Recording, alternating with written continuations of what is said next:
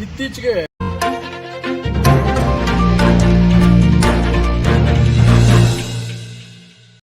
ಎಲ್ಲ ನನ್ನ ಪ್ರೀತಿಯ ಗ್ರಾಮ ಪಂಚಾಯಿತಿ ಅಧ್ಯಕ್ಷರು ಉಪಾಧ್ಯಕ್ಷರುಗಳಿಗೆ ನಮಸ್ಕಾರಗಳು.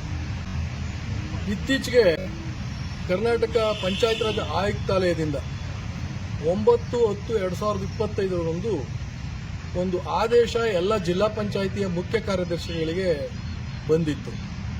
ಅದು ರಾಜ್ಯದ ಎಲ್ಲ ಗ್ರಾಮ ಪಂಚಾಯಿತಿಗಳ ಆಡಳಿತಾವಧಿ ಯಾವತ್ತು ಮುಕ್ತಾಯ ಆಗ್ತದೆ ಅದರ ಮಾಹಿತಿಯನ್ನು ಕೊಡಿ ಅಂತ ಹೇಳಿ ಆ ಪತ್ರ ಸಾಮಾಜಿಕ ಜಾಲತಾಣಗಳಲ್ಲಿ ಹೆಚ್ಚು ಓಡಾಡಿದ್ರಿಂದ ತುಂಬಾ ಜನ ಗ್ರಾಮ ಪಂಚಾಯಿತಿ ಅಧ್ಯಕ್ಷರುಗಳು, ಉಪಾಧ್ಯಕ್ಷರುಗಳು ಮತ್ತು ಸದಸ್ಯರುಗಳು ದೂರವಾಣಿ ಕರೆ ಮಾಡಿ ನಮ್ಮ ಅವಧಿ ನವೆಂಬರಿಗೆ ಮುಗಿದೋಗುತ್ತಾ, ನಮ್ದೇನು ಈಗ ಅದನ್ನ ನಮ್ಮ ಆಡಳಿತಾವಧಿ ಮುಗಿದೋಗುತ್ತಾ, ಇನ್ನೂ ತುಂಬಾ ಕೆಲಸಗಳಾಗಿಲ್ಲ, 15ನೇ ಹಣಕಾಸಿನ ಹಣ ನಮ್ಗಿನ್ನೂ ಬಂದಿಲ್ಲ, ಎಲ್ಲ ರೀತಿಯ ಸಾಮಗ್ರಿ ವೆಚ್ಚಗಳು ಕೆಲಸ ಮಾಡಿದವರಿಗೆ ಕೊಡ್ಲಿಕ್ಕೆ ಸಾಧ್ಯ ಆಗಿಲ್ಲ, ಅವರೆಲ್ಲ ನಮ್ಗೆ ಒತ್ತಡ ಆಗ್ತಿದ್ದಾರೆ, ನಮ್ಮ ಪರಿಸ್ಥಿತಿ ಏನು ಅಂತ ಹೇಳಿ ನನಗೆ ದೂರವಾಣಿ ಕರೆ ಮಾಡಿ ಒಕ್ಕೂಟದ ಪದಾಧಿಕಾರಿಗಳಿಗೆ ಕೇಳ್ತಾ ಇದ್ದೀನಿ.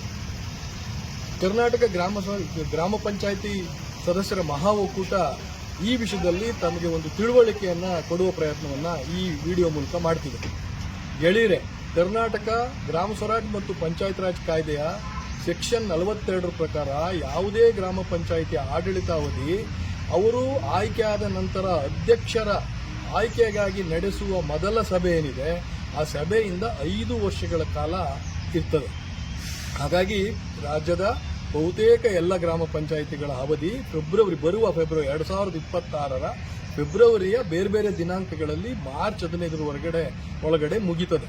ಹಾಗಾಗಿ ಯಾರೂ ತಾವು ಹೆದರಬೇಕಾಗಿಲ್ಲ. ನಿಮ್ಮ ಅವಧಿ ಅದಕ್ಕಿಂತ ಮುಂಚೆ ಚುನಾವಣೆಗಳು ಘೋಷಣೆ ಆದರೂ ಸಹ ನಿಮ್ಮ ಅವಧಿ ನಿಮ್ಮ ಮೊದಲ ಸಭೆ ಮಾಡಿದ ದಿನಾಂಕದವರೆಗೆ ಇರ್ತದೆ.